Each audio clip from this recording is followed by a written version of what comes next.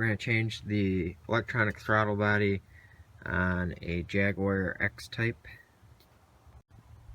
First you need to unhook this tube here. So if you've got the stock clips, just stick a needle nose under there, pry those up like that.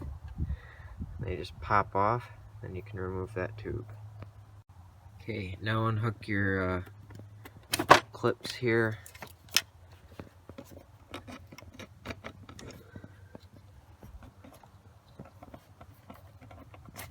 There we go. And then next we are going to take out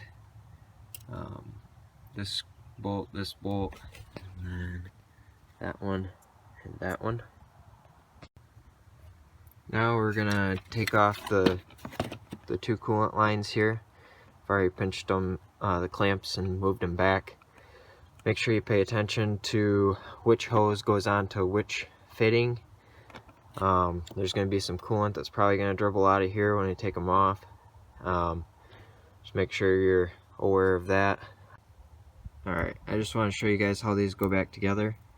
You just put that in that ring, or in that slide there, and then you just grab some pliers and push them back together. And you can see right here, that little clip just holds on to that little